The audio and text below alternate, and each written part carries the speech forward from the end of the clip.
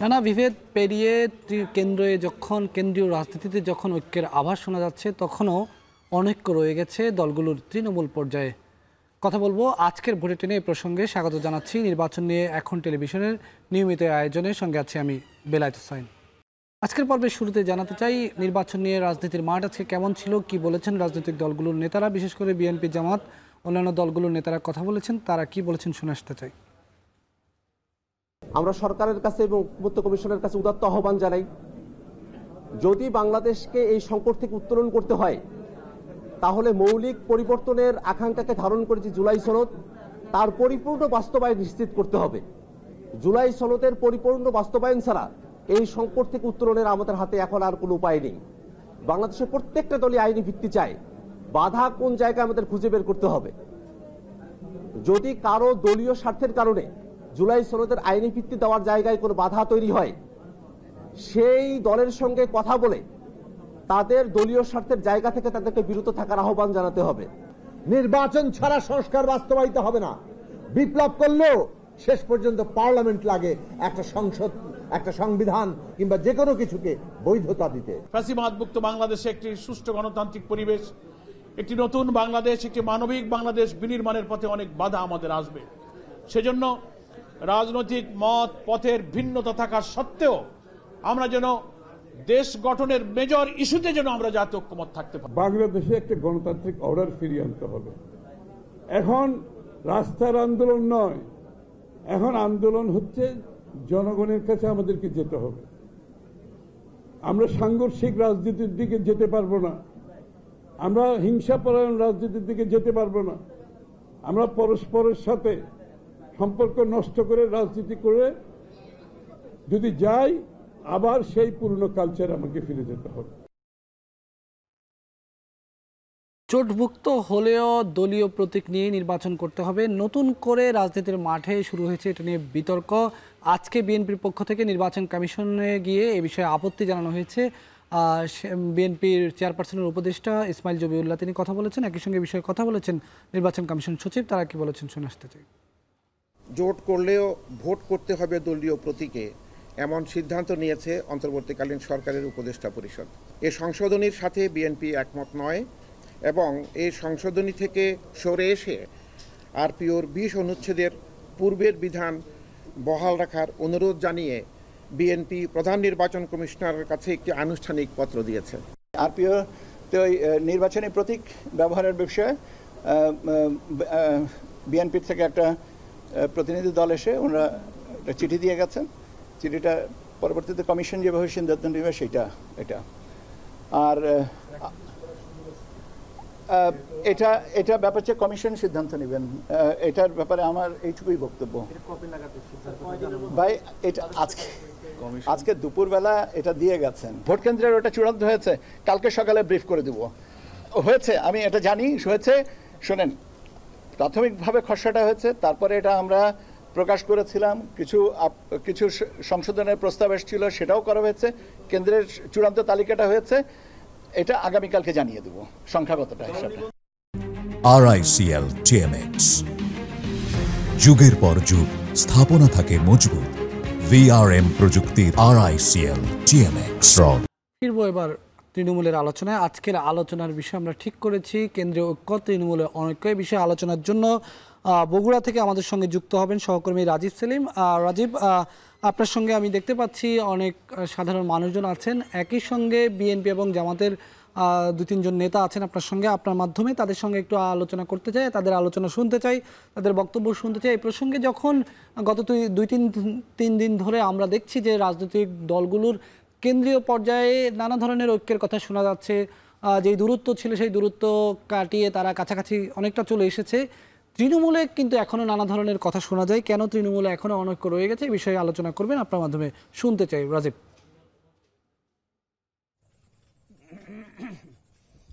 বেলায়েত, কেন্দ্রীয় পর্যায়ে রাজনৈতিক দলগুলোর কেন্দ্রীয় পর্যায়ে অর্থাৎ নীতি নির্ধারণী পর্যায়ে যতটা ঐক্য দেখা যায় কিংবা গেল 2-3 দিন ধরে যে ঐক্য দেখা যাচ্ছে, ঠিক উল্টো চিত্র কিন্তু তৃণমূলের রাজনীতিতে।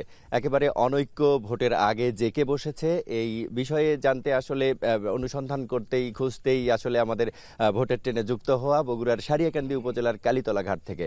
আজকের আলোচনায় আমাদের সাথে যুক্ত রয়েছেন 2 জন জামায়াত নেতা এবং 2 জন বিএনপি নেতা। আমি একটু পরিচয় করিয়ে দিই।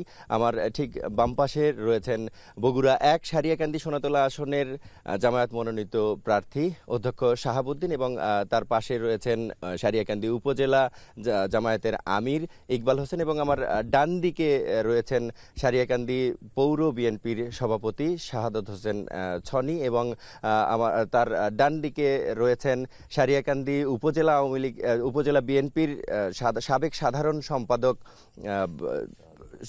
শাহজাদ হোসেন পল্টন।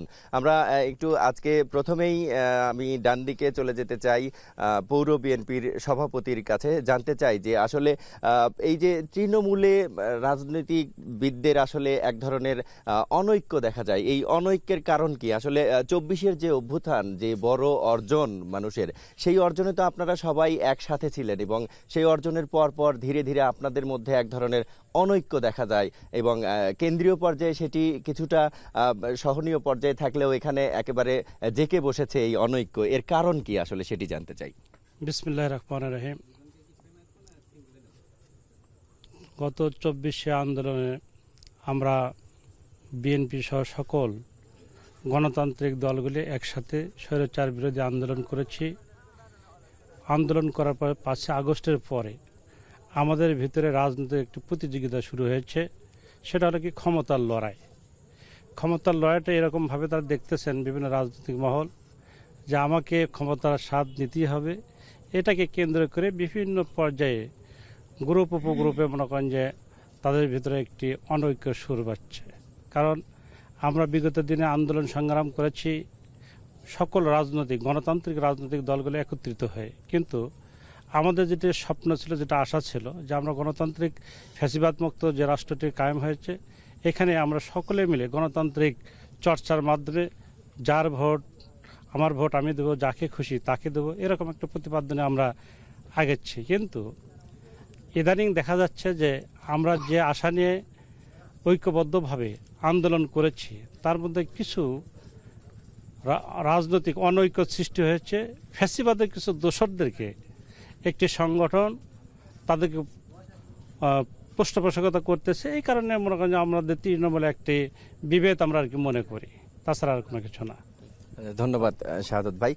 আমরা একটু বাম দিকে চলে যাই আমাদের শাহাবুদ্দিন সাহেবের কাছে। তিনি তার কাছে জানতে চাই যে আমার পাশ থেকে একটি অভিযোগ এটি বলা যায় যে আওয়ামী লীগের যারা রয়েছেন তাদেরকে পুনর্বাসন করা হচ্ছে আপনাদের সংগঠনের মধ্য দিয়ে। আসলে এটি আপনি কিভাবে ব্যাখ্যা করবেন? আলহামদুলিল্লাহ, বিসমিল্লাহির রহমানির রহিম। যারা দেখছেন তাদের সবাইকে আন্তরিক ধন্যবাদ। আজকে তৃণমূল থেকে একটি বিষয় জানার জন্য আপনারা এসেছেন, এদের আপনাদেরকে ধন্যবাদ জানাচ্ছি। প্রথম কথা হলো যেটা প্রথম প্রশ্ন ছিল ওখানে, সেই প্রশ্নটার জবাবটা আমার কাছে তো একটু হওয়া দরকার। এরপরে আমি দ্বিতীয় কথাটা বলছি। সে তো হলো যে জাতির বৃহত্তর স্বার্থে বাংলাদেশ জামাত ইসলামীর from the beginning of his life আর কি, যখন থেকে জন্ম হয়েছে তখন থেকে আমাদের হলো দেশের স্বার্থে, আমাদের দেশের স্বার্থে, আমাদের সত্তার স্বার্থে আমরা ঐক্যবদ্ধ হয়ে যে কোনো প্রবলেম ওভারকাম করার জন্য আমরা চেষ্টা করি। যে সরকারের বিরুদ্ধে আমরা ঐক্যবদ্ধ হয়েছিলাম সেখানে জাতীয় কমন ইন্টারেস্ট ছিল অনেকগুলো। এখানে দল মত ধর্ম নির্বিশেষে এদেশের মানুষের মৌলিক কতগুলো অধিকার ভুলণ্ঠিত হয়েছিল। গণতান্ত্রিক অধিকার, ভোটের অধিকার, বাঁচার অধিকার, ধর্মীয় অধিকার, ফ্যাসিজম, দুর্নীতি ইত্যাদি এমন কতগুলো বিষয় হয়েছিল যেগুলো এই দেশে আমাদের বসবাস করা কঠিন হয়ে গেছিলো। সকল দলের মানুষ এক্সেপ্ট তাদের দলীয়করণ, তাদের ভারতীয়করণ, তোমার আধিপত্যবাদ ইত্যাদি সব দিক দিয়েই এখানে গুম খুন থেকে শুরু করে জেল জরিমানা নানানভাবে যে অত্যাচারিত হচ্ছিল, এটা গোটা জাতিটাই নিপীড়িত হচ্ছিল। এই কারণে এই কমন ইন্টারেস্টের ক্ষেত্রে আমরা সবাই মিলে এই আন্দোলন করেছি এবং যে আন্দোলনটা পরবর্তী সময়ে ছাত্র জনতার নামে পরিচিত হয়েছে, এক্ষেত্রে আমরা সবাই ছিলাম।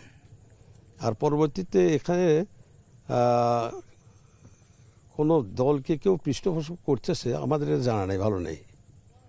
কারণ বিভিন্ন দলের মানুষ বিভিন্ন দলে আছে, বিভিন্ন দলের মানুষ বিভিন্ন দলে যায়, নির্দিষ্ট কোনো দলে সবাই থাকে না, এক দল চেঞ্জ করে এক দলে যায়। আমাদের দলে এখানে একটু আশা কঠিন, এই কারণে এখানে আদর্শিক একটা ব্যাপার আছে। আদর্শের সাথে কেউ মিলাতে না পারলে তারা থাকতে পারে না। অ্যাজ ফর এক্সাম্পল, এই দেশে আমরা এই ডানপন্থী হিসেবে বিএনপির সাথে জামাত বহুদিন পর্যন্ত আমরা এখানে একত্রে ছিলাম। আমাদের আদর্শ ভিন্ন, কিন্তু জাতীয় কতগুলো স্বার্থের ক্ষেত্রে আমরা একত্রে ছিলাম।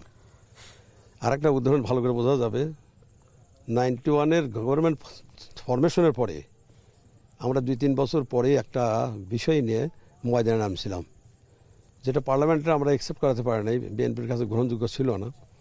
শেষে আমরা সেটা মাঠে গিয়েছিলাম। এখানে কিন্তু অন্যরা আমাদের সাথে এসেছিল, আমাদের ইস্যুটা যেটা কেয়ারটেকার আন্দোলনটা ছিল। তো কেয়ারটেকার আন্দোলনটা কতটুকু উপকার দিচ্ছে, কতটা প্রয়োজন, সেটা আজকে যাইতে হারে হারে মনে করেছি আমরা। তো এই ক্ষেত্রে কিন্তু তখন আমরা একত্র থাকার পরে আমরা বিরোধী গেছিলাম, পরে এর জাতীয় স্বার্থে আমরা ঐক্যবদ্ধ হয়ে থাকি। আর এখন তৃণমূলে এমন কিছু ব্যাপার নাই, কারণ হলে তৃণমূলে আমাদের আদর্শ আর অন্য দলের আদর্শ সবার দপ্তর এক নাই। ইসলামিক দৃষ্টিকোণ থেকে একটা বিষয় আছে, আর ধর্মনিরপেক্ষবাদী থেকে একটা বিষয় বাংলাদেশে আছে। এর আগে ধর্মনিরপেক্ষ দল হিসেবে আওয়ামী লীগ ছিল প্রধান, আর আমরা ইসলামী মূল্যবোধের ভিত্তিতে বিএনপির সাথে থেকে আমরা ছিলাম। কিন্তু এখন আমাদের যে গঠনতন্ত্র সংবিধান যেটা আছে দেশে, এই সংবিধানটা আমাদের সংবিধানটা আমাদের কিন্তু ধর্মনিরপেক্ষ সংবিধান এটা। তো এখন এই সংবিধান অনুসারে বিএনপি তারা এটার আনুগত্য তারা করে, সেটা আছে। আমরা এটার কিছু পরিবর্তন চাচ্ছি। অর্থাৎ আমরা যেহেতু একটা ইসলামী সংগঠন করি, ইসলামী আদর্শকে বাস্তবায়ন আমাদের প্রধান লক্ষ্য আছে। এটা করতে গিয়ে কোনো ক্ষেত্রে ডিভার হতেই পারে, ক্ষমতার লড়াই না, আদর্শের বিজয়ের জন্য আমরা আমাদের প্রচেষ্টা চালাচ্ছি। কারণ ক্ষমতা লড়াই হলে আজ থেকে 100 বছর আগে থেকে জন্ম হয়েছে, ওই ক্ষমতা যাওয়ার জন্য বহুত পথ ছিল। জামাত কোনো ক্ষমতার জন্য লোভ করে না, তবে ক্ষমতা ছাড়া, রাষ্ট্র ক্ষমতা ছাড়া যেহেতু দেশ পরিচালনা হয় না, এই জন্য রাষ্ট্রের যেতে হয় এবং এই নির্বাচন করতে হয় এবং রাজনীতি করতে হয়। আজকে আমাদের মধ্যে দ্বন্দ্ব কিছু নেই, তাদের মধ্যে তারা কাজ করে, তাদের আদর্শের কাজ তারা করছে, আমাদের আদর্শের কাজ আমরা করছি।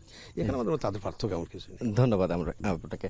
আমি একটু আমার ডান পাশে চলে যেতে চাই। আপনি একটু বলবেন, শাহাদাত হোসেন পল্টন ভাই, আপনি একটু জানাবেন যে আসলে এই যে ভোটের লড়াই, এই লড়াই তো চলবেই, তো আপনাদের যে এই ভোটের লড়াই করতে গিয়ে ভোটারদের কাছে গিয়ে কি প্রতিদ্বন্দ্বী যে পক্ষ রয়েছে সেই পক্ষের বিভিন্ন নেগেটিভ বিষয়গুলো উপস্থাপন করতে হচ্ছে ভোটারের ভোট আপনাদের পক্ষে আনার জন্য কিনা? আর হচ্ছে এই যে রাজনৈতিক দলগুলোর মতবিরোধ, এটা কি শুধুমাত্র ভোটের লড়াইয়ের জন্য, নাকি আপনাদের ব্যক্তিগতভাবেও সেরকম কিছু শুরু হয়ে গেছে আপনাদের মধ্যে এরকম? ধন্যবাদ সবাইকে। আসলে এখানে মতবিরোধের কিছু নেই। ওনারা একটি রাজনৈতিক দল, আমরা একটি রাজনৈতিক দল।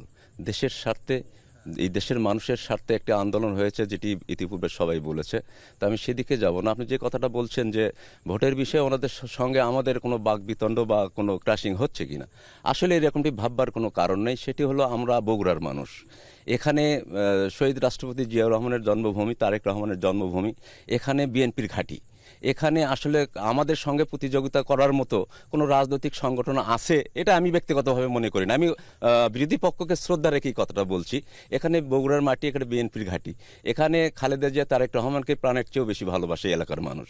এখানে শতভাগ মানুষ বিএনপিকে পছন্দ করে, আর কিছু কিছু মানুষ তো থাকবেই। তো আমি বিশ্বাস করি আপনাদের মাধ্যমে বলতে চাই, সেটি হলো যে এখানে আমাদের ধানের শীর্ষ প্রার্থী মনোনীত প্রায় হয়ে গেছে, আমাদের সাবেক সফল সংসদ সদস্য কাজী রফিকুল ইসলাম। তো আমরা বিশ্বাস করি এবং সারিয়াকান্দি সোনাতলাবাসী সবাই জানে, ইনশাল্লাহ আগামী দিনে ভোট সুষ্ঠু হলে নিশ্চিতভাবে বলতে পারি এই আসনটিকে আমরা আমাদের প্রিয় নেতা খালেদা জিয়া এবং তারেক রহমানকে উপহার দিতে সক্ষম হব ইনশাল্লাহ। ধন্যবাদ পল্টন ভাই। আমি একটু আমার বাম দিকে চলে যেতে চাই। আপনি একটু জানাবেন যে আসলে এটি বগুড়ার মাটি, বিএনপির ঘাঁটি বলছিলেন আমাদেরকে পল্টন ভাই। আপনি একটু বলবেন যে ভোটের যে দৌড় চলছে, এই দৌড়ে আসলে আপনারা বগুড়ার মাটিতে কতটা এগিয়ে আছেন? আসসালামু আলাইকুম। ওনারা বলছে যে বগুড়ার মাটি জিয়াউর রহমানের ঘাঁটি, এটা জিয়াউর রহমানের জন্মস্থান বলে তারা বলতেছে, কিন্তু আসলে আমরা যে নবীর আদর্শ বাস্তবায়ন করতে চাই, এই মর্মে আমরা যে এই দাওয়াতি কাজ করতেছি, ইতিপূর্বে আমরা দাওয়াতি কাজ করতে পারি নাই। বর্তমানে যে আমরা 1 বছরে দাওয়াতি কাজ করছি, তাহলে জনগণ আসলে ধর্মপরায়ণ, তারা আমাদেরকে এক্সপেক্ট করতেছে, গ্রহণ করতেছে, তারা কিন্তু আমাদেরকে এগিয়ে আসতেছে। এজন্য আমরা আশাবাদী যে আসলে ধর্মপ্রাণ মুসলমান তারা নবীর আদর্শকে বাস্তবায়ন করতে চায়। আল্লাহর আইন মোতাবেক এই দেশটাকে একটা শক্তিশালী এবং সুখী সুন্দর সন্ত্রাসমুক্ত বাংলাদেশ মানুষ চায়, দুর্নীতিমুক্ত চায়। এভাবে এজন্য আমরা আশাবাদী যে জামাত ইসলামকে মানুষ এখন গ্রহণ করতেছে, দলে দলে তারা জামাত ইসলামে আসতেছে। ধন্যবাদ আপনাকে। বেলায়েত, শুনছিলেন তৃণমূলের রাজনীতির ঐক্য অনৈক্য নিয়ে বিভিন্ন রকম মতবিরোধ, বিভিন্ন রকম মতভেদ রয়েছে, তাদের ভোট নিয়েও চলছে ভোটের লড়াই। তারা একই এলাকার মানুষ, কিন্তু রাজনৈতিক মতাদর্শ ভিন্নতার কারণেই আসলে তাদের এই যে তৃণমূলের যে অনৈক্য, এটি উঠে এসেছে আজকের আলোচনায়। শুনছিলেন বেলায়েত। ধন্যবাদ রাজীব সেলিম আমাদের সঙ্গে যুক্ত হয়ে জানাচ্ছিলেন বগুড়ার তৃণমূলের যে রাজনৈতিক পরিস্থিতি, সেখানকার যে স্থানীয় নেতারা রয়েছেন তাদের ভাবনার কথা। দর্শক, এ পর্যায়ে ভোটে টেনে নিচ্ছি ছোট্ট একটা বিরতির পর ফিরে এসে আমরা যুক্ত হব রাজশাহীতে।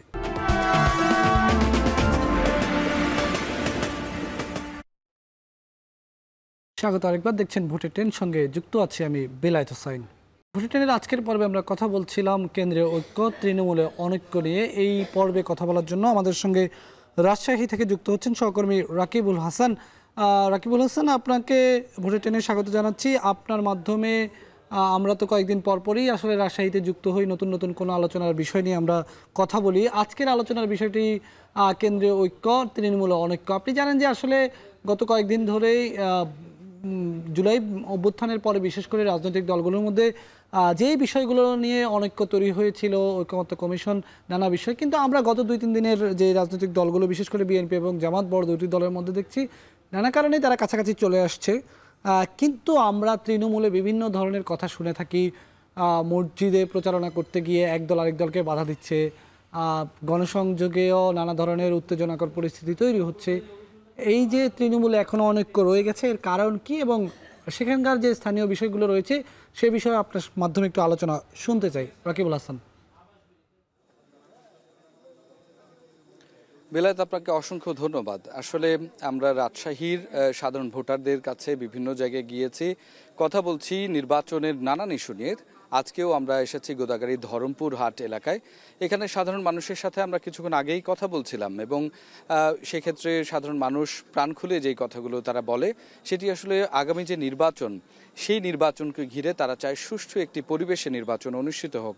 যখন আসে আসলে ঐক্য মতানৈক্যের কথা, তখন কিন্তু আসলে কেন্দ্র এবং তৃণমূলের মধ্যে যে বেশ পার্থক্য আছে সেটি কিন্তু তাদের কথায় ফুটে উঠেছে। আমরা কিছুক্ষণ আগে চায়ের আড্ডাতে কথা বলছিলাম যে আসলে আমরা দেখি যে জুলাইয়ের গণঅভ্যুত্থানে আসলে যে সকলে একত্রিত হয়ে যে আন্দোলন করেছিল, বা এর আগেও কিন্তু জামাত, বিএনপি সহ অন্যান্য দলগুলো জোট বেঁধে কিন্তু বিরোধী দলে ছিল বা বিরোধিতা করেছে সরকারের।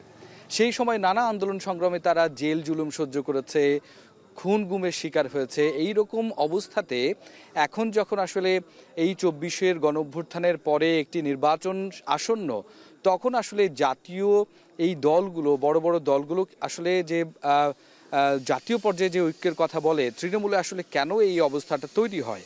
আমরা একটু, আমার পাশে একজন সাধারণ ভোটার আছে, আমরা তার কাছ থেকে একটু শুনতে চাই যে এই যে জাতীয় পর্যায়ে ঐক্যের কথা বলা হয়, কিন্তু তৃণমূল পর্যায়ে আমরা দেখছি মসজিদে মারামারি, আমরা দেখছি নানান বিষয় নিয়ে জেল জুলুম বা মামলা হামলার শিকার, অথবা কোনো কোনো জায়গায় কিন্তু কোনো কিছু দখল নিয়েও হচ্ছে আসলে নানা ধরনের ঘটনা ঘটছে। এইটাকে আসলে কিভাবে দেখছেন? কেন এই ঐক্য আসলে তৃণমূলে নেই? ও জাতীয় ক্ষেত্রে আপনার পক্ষের কথা বললেও তৃণমূল ঐক্য নেই, এটা বাস্তব। কারণ এখানে বহুত মতান্তরের লোক বসবাস করে এবং স্বার্থের একটা ব্যাপার জড়িয়ে থাকে। সেক্ষেত্রে আপনার নেতৃত্বের ক্ষেত্রে এসে আপনার দ্বিধাদ্বন্দ্ব আছে, আর ওই কারণেই আপনাদের ঐক্য নাই, তৃণমূলে ঐক্য কম। স্বার্থের জায়গাগুলো আসলে কি থাকে সেখানে? কি আসলে দলীয় ব্যাপার জড়িত থাকে, নাকি আসলে ব্যক্তিগত অথবা নানান বিষয়ে গ্রামীণ পর্যায়ে আমরা নানা সম্পত্তির ক্ষেত্রেও আসলে দেখি এই সমস্ত ব্যাপারগুলো? এগুলো মূলত ব্যক্তিকেন্দ্রিক থাকে অনেকটাই। একটু যদি আমাদেরকে বুঝিয়ে বলতেন আমাদের দর্শকদেরকে, আসলে কি কি বিষয়ের উপর এগুলো হচ্ছে? এগুলো ধরলেন আপনাদের ব্যক্তিকেন্দ্রিক থাকে কেমন, যেমন নেতৃত্ব দেওয়ার একটা প্রবণতা মানুষের, যে আমাকে যেতেই হবে বা নেতৃত্ব দিতেই হবে, এইরকম একটা প্রবণতা থেকেই বেশি জন্ম হয়। মানে ঐক্যের যে ফাটলটা বেশি এই ক্ষেত্রে আসে। আচ্ছা, বেলায়েত আসলেই তাই, মানে প্রত্যেকটি দলই আলাদা আলাদাভাবে তার যে নেতৃত্ব দেওয়ার যে জায়গাটি সেটি আসলে তাদের অধীনস্থে রাখতে চান। তো সেই ক্ষেত্রে এই যে দলগুলো যে অংশগ্রহণ করছে নির্বাচনে, এই এককাট্টা না হয়ে থাকলেও আগামী নির্বাচনে আসলে দলগুলোর আচরণ কেমন দেখতে চান? এই বিভিন্ন সময় এর আগে তো আমরা নির্বাচন দেখেছি, অনেক সময় অভিযোগ করা হয় যে এককভাবে নির্বাচন হয়েছে এবং অন্যান্য দলের অংশগ্রহণ ছিল না। এবারে তো অনেকগুলো দল এটাতে অংশগ্রহণ করছে, সেক্ষেত্রে আপনারা আগামী নির্বাচনটা কেমন নির্বাচন দেখতে চান? আমরা আগামী নির্বাচন অবাধ, সুষ্ঠু, নিরপেক্ষ নির্বাচন দেখতে চাই। আর সব দলের যেন মিল মহব্বত থাকে, কোনো ভেজাল যেন না হয়, আর দিনের ভোজন রাত্রে না হয়, যা বিগত দিনে হয়েছে। তো আমরা তো আসলে এই যে বলছেন যে ভেজাল যেন না হয়, এই ভেজাল তো আসলে লক্ষ্য করছি, কেন এটা হচ্ছে মনে করেন? এটা সবার মনোবল যদি ঠিক থাকে তাহলে এটা ধরেন যে সুষ্ঠু সমাধান হবে, সবার মনে যদি মিল থাকে। এই অবস্থাতে আসলে আমরা যেই বিষয়গুলো লক্ষ্য করি, যে আমরা দেখেছি গণ অভ্যুত্থানের সময় যে ধরনের ঐক্য হয়ে একই কাতারে এসে কিন্তু ফ্যাসিবাদের বিরুদ্ধে যে আন্দোলন হয়েছে, তৃণমূলে এখানকার মানুষ যারা আছেন তারা বলছেন যে আসলে নানা স্বার্থের কারণে আসলে এই অবস্থাটি হয়।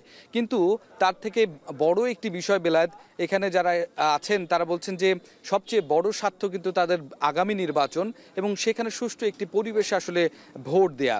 তো এই অঞ্চলেও আসলে সাধারণ মানুষের কিছু স্বার্থ রয়েছে। আমরা একটু জানতে চাই যে এখানে আসলে সাধারণ মানুষরা আসলে কি প্রত্যাশা করে আগামী নির্বাচনকে ঘিরে, যদি একটু আমাদেরকে বিস্তারিত বলতেন। আগামী নির্বাচন আসলে মানুষ তো স্বতঃস্ফূর্তভাবে ভোট দিতে চায়। বিগত 17 বছরে তো ভোট দিতে পারে নাই। এতে জনগণের মতের প্রতিফলন ঘটে নাই। আমি চাই যে দেশের সাধারণ মানুষ যাতে তার মতামত প্রকাশ করতে পারে এবং ব্যালটের মাধ্যমে যেন ভোটটা প্রয়োগ করতে পারে। অন্ততপক্ষে আমি এটা চাই, এবং অবাধ, সুষ্ঠু এবং নিরপেক্ষ আমি ভোট চাই। আর আমি চাই যে বিগত 17 বছরে যা হয়েছে আগামীতে যেন আর কোনো পুনরাবৃত্তি কোনো সরকার যেন না করে, এই আশা আমি ব্যক্ত করি। আর এই যে দলগুলো যে এতদিন ধরে ধরেন প্রত্যেকেই নানান বিষয়ে কিন্তু আসলে আলোচনা হলো, পিআর হবে কি হবে না সেটা নিয়ে কথা আমরা শুনেছি যে আসলে এই নির্বাচন ব্যবস্থায় আসলে কিভাবে আসলে সংসদীয় ব্যবস্থা কাঠামোটি তৈরি হবে। তো এইগুলো নিয়ে কি আপনাদের আসলে এই যে প্রান্তিক পর্যায়ে কোনো ধরনের মতামত আপনাদের নেওয়া হয় কিনা? দলীয়ভাবে বা হচ্ছে নানান গোষ্ঠী এখানে সংযুক্ত আছে, তারা কি আপনাদের সেই মতামতগুলো গ্রহণ করে কিনা? আসলে আমি পিয়ার ইলেকশন শব্দের অর্থ আসলে আমি বুঝি না। আর আমি পিয়ার শব্দের অর্থ যেটা বুঝি, আসলে পিয়ার মানে মহব্বত। আসলে মানুষের ভিতরে আসলে মহব্বত যদি থাকে সব কিছু করা যায়। আর পিয়ার ইলেকশনটা হচ্ছে এমন একটা জিনিস যেটা আমি বুঝি, সেটা হচ্ছে যে আমাদের এখানে জামাতেরও প্রার্থী আছে, বিএনপির আছে, জাতীয় পার্টির বা অন্যান্য বিভিন্ন দলে থাকতে পারে।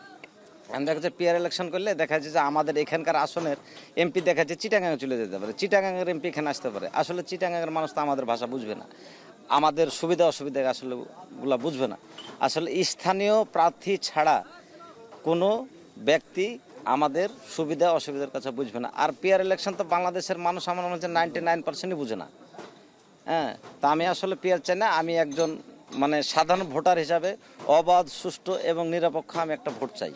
আপনাকে অসংখ্য ধন্যবাদ। আমরা দর্শক আসলে এই যে ঐক্য অনৈক্যের যে যখন কথা বলছি তখন কতগুলো বিষয় আসলে উঠে আসে, যে যেভাবেই হোক না কেন বিগত সময়ে আসলে যে অবস্থাটি আসলে হয়েছিল নির্বাচনকে ঘিরে, এবং আমরা দেখি যে এই স্বার্থের কারণেই কিন্তু নানান সময় যে সম্প্রীতির যে মেলবন্ধন সেটি থাকে না, এবং স্থানীয় পর্যায়ে রাজনৈতিক সংঘাত যেমন হয়, একই সাথে কিন্তু আসলে নানা ধর্মীয়ভাবে বা আঞ্চলিকভাবে নানা স্বার্থে এই সংঘাতগুলো হয়ে থাকে।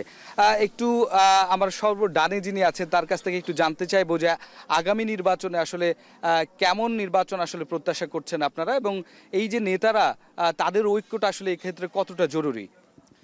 ধন্যবাদ আপনাকে, এখন টেলিভিশনকে ধন্যবাদ।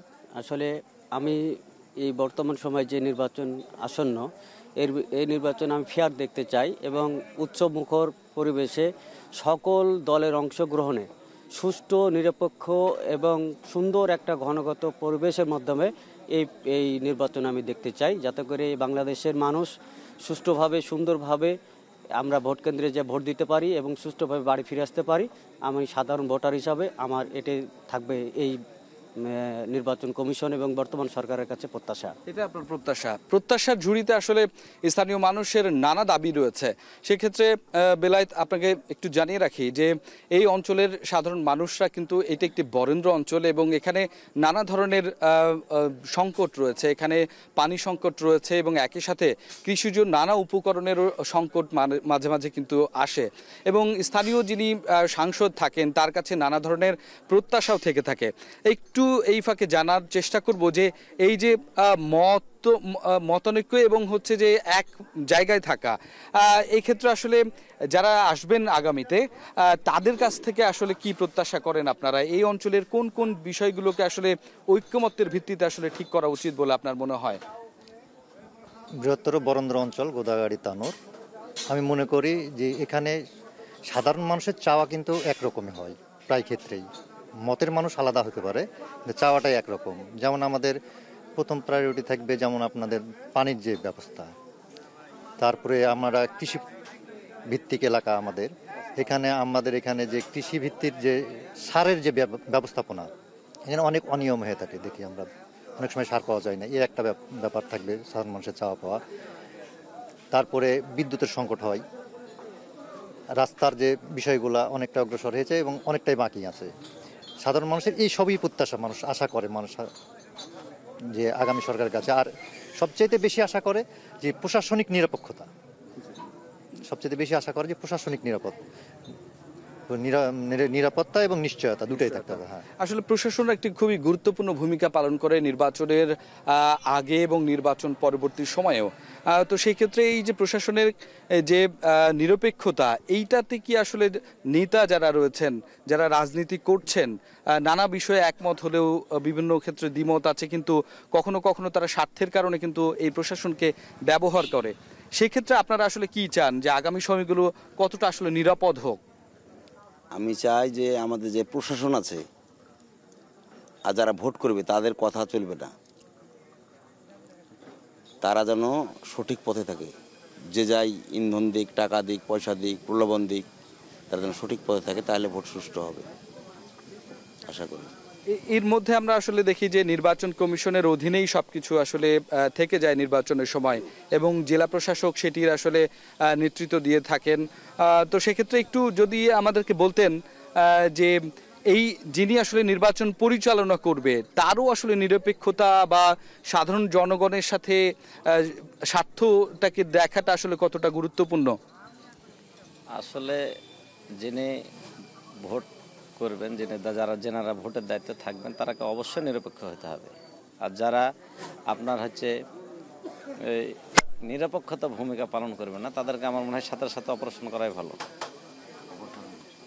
অপসারণ করাই ভালো। এবং যারা আগে দলীয় প্রভাব বিস্তার করে অনেক সময় নির্বাচনকে প্রভাবিত করেছে, এরকম কোনো ব্যক্তি জানে আগামী নির্বাচনে তারা জানে অংশগ্রহণ করতে না পারে, সেদিকে সজাগ দৃষ্টি আমি আকর্ষণ করছি নির্বাচন কমিশনারের।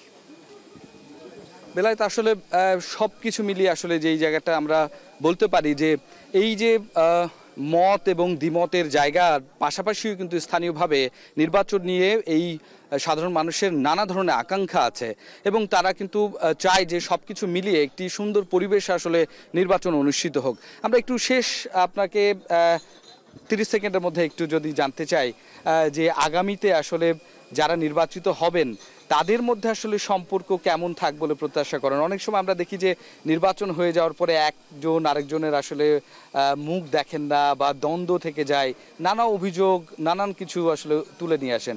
আপনারা কি প্রত্যাশা করেন? আমরা প্রত্যাশা করি যে নির্বাচিত এবং অনির্বাচিত সবাই ঐক্যবদ্ধভাবে কাজ করুন। সেটি আসলে কিভাবে সম্ভব? আমরা তো আসলে এটা বলার জন্য আসলে অনেক সময় বলে দিই। সেটি সম্ভব, সেটি হচ্ছে যে মনস্তাত্ত্বিক একটা ব্যাপার আছে মানুষের। আর জনগণের কাছাকাছি যেতে হলে কিন্তু নির্বাচিত অনির্বাচিত উভয়কেই এক জায়গাতে হতে হবে। মানুষ কিন্তু এটাই প্রত্যাশা করে, সাধারণ মানুষ।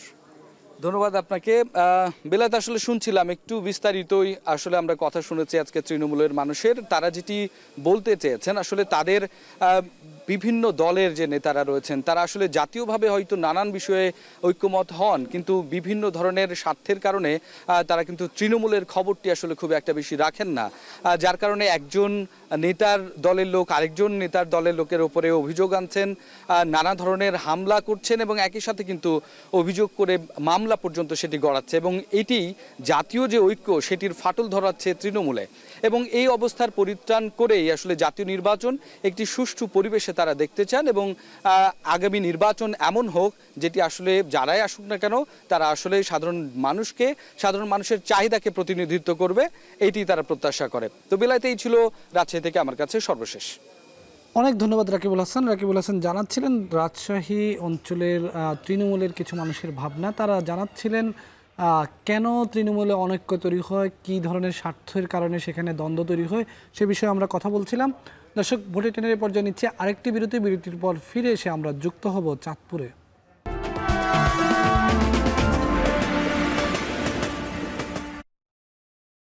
দর্শক স্বাগত আরেকবার, দেখছেন ভোটের ট্রেন, সঙ্গে যুক্ত আছি আমি বেলায়েত হোসাইন। ভোটের ট্রেনের আজকের পর্বে আমরা কথা বলছি কেন্দ্রে ঐক্য, তৃণমূলে কেন অনৈক্য, তৃণমূলে এই অনৈক্যের কারণগুলো কি কি, দেশের বিভিন্ন অঞ্চলে যুক্ত হয়ে আমরা সেই কারণগুলো তুলে আনার চেষ্টা করছি। এই পর্যায়ে আমরা যুক্ত হচ্ছি চাঁদপুরের, সেখান থেকে আমাদের সঙ্গে যোগ দেবেন সহকর্মী তালহা জোবায়ের। তালহা, আপনার কাছে একটু জানতে চাই, আপনার সঙ্গে আমি দেখতে পাচ্ছি যে চাঁদপুর জেলা বিএনপির সহ সাংগঠনিক সম্পাদক ফয়সাল আহমদ বাহার রয়েছেন চাঁদপুর পৌরসভা জামাত ইসলামের আমির অ্যাডভোকেট শাহজাহান খান। তাদের দুজনের মাধ্যমে আপনার মাধ্যমে তাদের দুজনের বক্তব্যগুলো একটু শুনতে চাই। পাশাপাশি আমি দেখতে পাচ্ছি অনেক মানুষই আপনার সঙ্গে আছেন। এই যে নির্বাচন যত ঘনিয়ে আসছে তত তৃণমূলে নানা ধরনের অনৈক্যের কথা শোনা যায়, নানা ধরনের সংঘাতের কথা শোনা যায়, এক দল আরেক দলের মুখোমুখি হয়ে যাচ্ছে নানা বিষয়। এই বিষয়গুলোর আসলে কারণ কি? কেন্দ্র বারবার ঐক্যবদ্ধ থাকার চেষ্টা করলেও তৃণমূলের কারণে ঐক্যবদ্ধ থাকা যায় না অনেক সময়। এই বিষয়ে আলোচনা শুনতে চাই আপনার মাধ্যমে, তালহা জোবায়ের।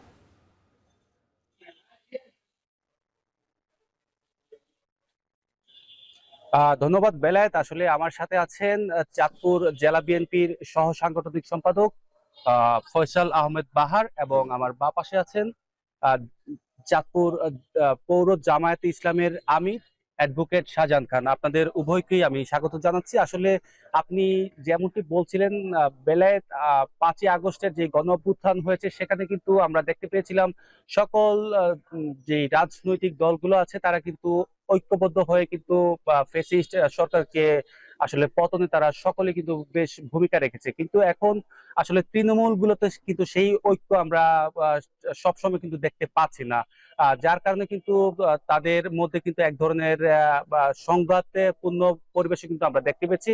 আসলে আমি যদি প্রথমেই বাহার ভাই আপনার কাছে একটু জানতে চাই যে এই যে কেন্দ্রে ঐক্য আমরা দেখতে পাচ্ছি বিভিন্ন রাজনৈতিক দলগুলোর সাথে, কেন তৃণমূলে হচ্ছে কি অনৈক্য দেখা দিচ্ছে এখন এই পর্যায়ে এসে? ধন্যবাদ আপনাকে আমাকে এখানে সুযোগ করে দেওয়ার জন্য। তো আসলে কেন্দ্রীয় ঐক্য আর তৃণমূলে অনৈক্য ব্যাপারটা এমন ঠিক না। আমরা যদি ঐতিহাসিক প্রেক্ষাপটটা দেখি, শহীদ রাষ্ট্রপতি জিয়াউর রহমান বহুদলীয় গণতন্ত্রের বাতাবরণে জামাত ইসলামী সহ অনেক রাজনৈতিক দলকে যারা বাকশাল আমলে আওয়ামী লীগ সময় নিষিদ্ধ হয়েছিল তাদেরকে বাংলাদেশের রাজনীতি করার সুযোগ দিয়েছিলেন। তার পরবর্তী পরিক্রমায় বিভিন্ন প্রেক্ষাপটে বিএনপি চেয়েছে যে গণতন্ত্র মনা দলগুলো তাদের ভুল ত্রুটি দোষ স্বীকার করে তারা রাজনীতিতে প্রাসঙ্গিক থাকুক। কিন্তু আমি যদি প্রসঙ্গত আপনি জামাতের কথা বললেন, যদি সেটাই বলি তাহলে ঐতিহাসিক বিভিন্ন প্রেক্ষাপটে বিএনপি জামাতকে পাশে ছিল বা তাদের সাথে একই সাথে আন্দোলন করেছে, সংগ্রাম করেছে, কিন্তু কিছু ক্রান্তি লগ্নে জামাত কিছু ভুল সিদ্ধান্ত নিয়েছে। যেমন আমরা দেখেছি যে তারা 86-তে এরশাদের সাথে বিএনপি যখন খালেদা জিয়ার নেতৃত্বে যখন আপোষহীন ভূমিকা নিয়েছে তখন জামায়াতে ইসলামী ইলেকশনে চলে গিয়েছে। আবার তত্ত্বাবধায়ক ইস্যুতে আওয়ামী লীগের সাথে একসময় আন্দোলন করেছে, কিংবা আবার 1/11-এর সময় তারা বিএনপিকে নির্বাচনে যেতে প্রেশারাইজ করেছে। আবার আমরা দেখলাম যে যখন এই ফ্যাসিস্ট সরকারের বিরুদ্ধে আমরা একসাথে আন্দোলন করলাম, কিন্তু একটা সাইদি সাহেবদের রায় হওয়ার পরে, যুদ্ধাপরাধী বিচারে কিছু রায় হওয়ার পরে তারপরে জামাত কিন্তু আর ওইভাবে মাঠে ছিল না। 10 বছর অনেকটা সময় আমাদেরকে একাই লড়াই সংগ্রাম করতে হয়েছে। তারপরে শেষ প্রেক্ষাপটে জুলাই আন্দোলনে আবার তারা মাঠে এসেছে। কিন্তু এই ফ্যাসিবাদের পতনের পরে বিভিন্ন ইস্যুতে জামাত বিভিন্ন অবস্থান নিয়েছে, যেটা আসলে আমাদের মনেও কিছু কষ্ট এসেছে যে তারা, আপনারা দেখবেন যে আমাদের দীর্ঘদিন মানুষের প্রত্যাশা ছিল যে আওয়ামী লীগের 16 বছরে ভোট দিতে পারে নাই, তো একটা যত দ্রুত মানুষ গণতন্ত্রের পথে উত্তরণ ঘটাতে পারে, কিন্তু আমরা দেখেছি যে সেক্ষেত্রে না, যে বিভিন্ন ইস্যুতে আমাদের সাথে অপ্রয়োজনীয় ইস্যুতে দ্বিমত করা হয়েছে। সর্বশেষ পিয়ার একটা ইস্যু আনলো, যেটা মানুষের সাথে আসলে ওইভাবে বাংলাদেশের প্রেক্ষাপট বা সাধারণ মানুষের সাথে সেটা পরিচিত করা, এরকম অনেক কিছুতেই একসাথে যায় না। তারপরেও তারা এইসব ইস্যুতে ইলেকশনটাকে প্রলম্বিত করার চেষ্টা করেছে। আবার বাংলাদেশে বিভিন্ন 5ই আগস্টের পরে বিভিন্ন প্রেক্ষাপটে কিছু বিচ্ছিন্ন ঘটনা ঘটেছে, কিন্তু তার দায় পুরোপুরি বিএনপিকে দিয়ে, আপনারা দেখেছেন হাজার হাজার আইডি, যেটাকে সবাই বট আইডি হিসেবে ইতিমধ্যে চিহ্নিত করেছে, একতরফা বিএনপির উপরে দোষ চাপানোর চেষ্টা করেছে। হ্যাঁ, তো এইসব ক্ষেত্রে আমাদের কিছু মনোমালিন্য আছে। তারপরেও আমরা দেশের স্বার্থে সবাই, বিএনপি জুলাই সনদে স্বাক্ষর করেছে, সেটা জামাতও করেছে। আমাদের কিছু নোট অফ ডিসেন্ট আছে কিছু বিষয়ে, সাংবিধানিক সংস্কার সহ বিভিন্ন যেগুলোতে লাগবে কিছু আছে। তারপরেও আমরা চাই যে আমরা ঐক্যবদ্ধভাবে দেশটাকে গণতন্ত্রের পথে উত্তরণ করি। আর চাঁদপুর প্রেক্ষাপটে, যদি স্থানীয় প্রেক্ষাপটে যেটা আপনারা বলছেন, চাঁদপুরে ওইরকম সংঘাত হয়নি, যে যার যার মতো রাজনৈতিক কাজ করছে। বিএনপি একটি বড় দল এবং অত্যন্ত সুসংগঠিত চাঁদপুরের প্রেক্ষাপটে, আপনারা জানেন সবসময় বিএনপি শক্তিশালী ছিল, কিন্তু গত ফ্যাসিস্ট আমলে তারা জোর করে আমাদের এই আসনগুলো নিয়ে গেছে। তারপরে আমরা চাঁদপুরে কোনো রাজনৈতিক দলের উপরে আমরা এখন পর্যন্ত কেউ বলতে পারবেন, আপনারা তো আছেন চাঁদপুরে, জানেন কারো উপরে অন্যায়ভাবে চড়াও হয়েছে, কাউকে আঘাত করেছে, যে যার যার মতো এখানে রাজনীতি করছে, আমরা সেভাবেই আগাচ্ছি ইনশাল্লাহ। ধন্যবাদ। আসলে শাহজাহান ভাই, আমি যদি একই প্রশ্ন আপনাকে করি যে কেন্দ্রে ঐক্য দেখতে পাচ্ছি, কিন্তু তৃণমূলে কেন অনৈক্যর যেই সুর কেন বেজে উঠছে? আমি আসলে আপনাকে বলবো যে প্রথমে আপনাকে ধন্যবাদ জানাই যে এখন চ্যানেলে আমাদের চাঁদপুরে এমন একটি আয়োজন করার জন্য। চাঁদপুরবাসীর পক্ষ থেকে আমরা এখন টেলিভিশন চ্যানেলকে এবং আপনার মাধ্যমে দেশবাসীকে আমরা ধন্যবাদ জানাচ্ছি। আমরা বলতে চাই, একটু পিছন থেকে আসি, 91-এ যে নির্বাচন, 91-এর নির্বাচনে বিএনপি একক সংখ্যাগরিষ্ঠতা না পাওয়ার কারণে জামাত ইসলামীর সাথে ঐক্য নিয়ে সরকার গঠন করে। জামাতের সহযোগিতা চাওয়ার কারণে জামাত তাদেরকে সহযোগিতা করেছে। সরকার গঠনে আমাদেরকে জামাত ইসলামীকে মন্ত্রী পরিষদের সদস্য নেওয়ার জন্য প্রস্তাব করেছে, জামাতকে বিভিন্ন মন্ত্রণালয়ে নেওয়ার জন্য প্রস্তাব করেছে, তথাপি জামাত কিছুই নেয় নাই। জামাত সেখানে কিছু না নেওয়ার পরেও দেখা গেল সরকার গঠন করার পরেই বিভিন্ন বিশ্ববিদ্যালয়ে ছাত্র শিবিরের উপরে জুলুম নির্যাতন হয়েছে, বিভিন্নভাবে ইকুয়েশন তৈরি হয়েছে। জুলুম নির্যাতন হওয়ার কারণে সেখানে একটা মতনৈক্য তৈরি হয়েছে, যার কারণে জামাত সংসদ থেকে বের হয়ে এসে ঐক্যবদ্ধ নির্বাচনের জন্য কেয়ারটেকার আন্দোলন শুরু করে। এবং কেয়ারটেকার আন্দোলনে দেখা গেছে, হ্যাঁ, তখনকার সময় জামাতের এই দাবির সাথে আওয়ামী লীগ একাত্মতা প্রকাশ করেছে, অন্যান্য দল একাত্মতা প্রকাশ করেছে। বিএনপি যদিও প্রথমে মেনে নেয় নাই, পরবর্তীতে আপনারা জানেন যে 14 ফেব্রুয়ারি একটা নির্বাচন হয়েছিল, মাত্র 15-16 দিনের পরে আবার পুনরায় রাতের আধারে সংসদ বসিয়ে কেয়ারটেকার বিল এনে সংসদ ভেঙে দিয়ে পদত্যাগ করে পুনরায় একটি ফেয়ার ইলেকশন করা হয়েছিল। জাতির সংকটকালীন সময়ে জামাত একটি গুরুত্বপূর্ণ ভূমিকা রেখেছে, সেই কেয়ারটেকার বিষয়টা নিয়ে বারবার কথা আসছে। আমরা দেখেছি ফ্যাসিস্ট আমলে 2008 সালে যে নির্বাচন হয়েছে, এই নির্বাচনটা খুব গ্রহণযোগ্য হয়েছে, এটা কিন্তু সেভাবে আসেনি। তারপরও কিছুটা গ্রহণযোগ্য ধরে নিয়েছিল জনগণ, কিন্তু 2008-এর নির্বাচন, তারপরে 2014 নির্বাচন, 2018 নির্বাচন, মানে ডামি এবং আমি নির্বাচন, রাতের ভোটের নির্বাচন, এইভাবে নির্বাচন করে মানে একটি গণতন্ত্রবিহীন জনগণের উপর স্টিম রুলার চালিয়ে ফেসিবাদী যে 15-16 বছর যেভাবে তারা মানে দেশে দখলদারিত্ব করেছিল, তার অবসান ঘটিয়ে যখন 5ই আগস্ট ঘটানো হলো, 5ই আগস্ট ঘটানোর আগ পর্যন্ত বিএনপি জামাত ঐক্যবদ্ধই ছিল। কিন্তু এখন আন্দোলনে আইসা হয়তো দুই প্ল্যাটফর্মে আইসা, দুইটা দল দুই প্ল্যাটফর্মে আন্দোলন করে। আন্দোলন করতে যা কথায় বক্তব্যে বিভিন্ন ধরনের মনে কষ্ট, কারো মনে কষ্টরা এইভাবে তৈরি হয়েছে। আর একটু পিছনে গেলে দেখা যাবে, দেখবেন যে নিজামী মুজাহিদ সাইদি সাহেবের যখন ফাঁসির আদেশ হয়, বেগম খালেদা জিয়া কোনো এক সমাবেশে ওনারা নির্দোষ বলে বক্তব্য দিয়েছিলেন, কিন্তু তারপরে কোনো এক ঐশ্বরিক ক্ষমতা বলে তাকে সেই বক্তব্য থামিয়ে দেওয়া হয়েছে। আমরা সেদিকে যেতে চাই না, মানে রাজনীতিতে পিছনে অনেক কিছু হয়েছিল, সেখান থেকে মূলত একটু দূরত্ব তৈরি হয়।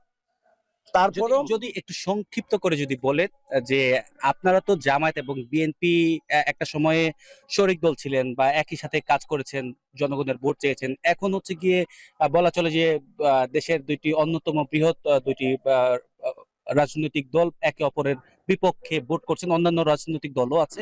সেই ক্ষেত্রে আসলে যদি সংক্ষিপ্ত করে যদি বলেন, এটা আসলে এই অভিজ্ঞতা কেমন লাগছে বা কিভাবে আপনার উত্তর করবেন? হ্যাঁ, আমি এই বর্তমানে যেটা মূল হেডিং, যে তৃণমূলে মানে আমাদের মতানৈক্য দেখা যায় এবং কেন্দ্রে অনেকটা ঐক্যের সুর দেখা যায়।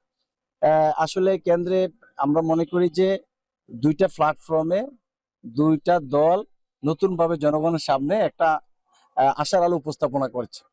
এখন বেশি নিবে জনগণ, ঠিক আছে, বেশি নিবে জনগণ। যাদেরকে বেশি নিবে আমরা মনে করি দেশের জনগণ জিতে যাবে। এখানে আসলে অনৈক্য বলতে কিছু নেই। ওনারাও সুন্দর একটি রাষ্ট্র গঠন করতে চায়, বাংলাদেশ জামাত ইসলামে একটি সুন্দর রাষ্ট্র গঠন করতে চায়। ধন্যবাদ আপনাকে। আমরা যদি সবশেষ যদি বাহার ভাই আপনার কাছে আর একটু জানতে চাই যে এই যে অনৈক্যর সুর ঐক্যতে পরিণত করে আগামীতে ফেসিবাদ মুক্ত যদি বাংলাদেশ বিনির্মাণে আসলে করণীয়টা কি রয়েছে বলে আপনি মনে করেন যারা নেতাকর্মী রয়েছে? আমাদের ফেসিবাদ মুক্ত বাংলাদেশ করার ক্ষেত্রে প্রথম আমাদের যে কাজটা হচ্ছে যে আমাদের দ্রুত গণতান্ত্রিক উত্তরণের দিকে যেতে হবে।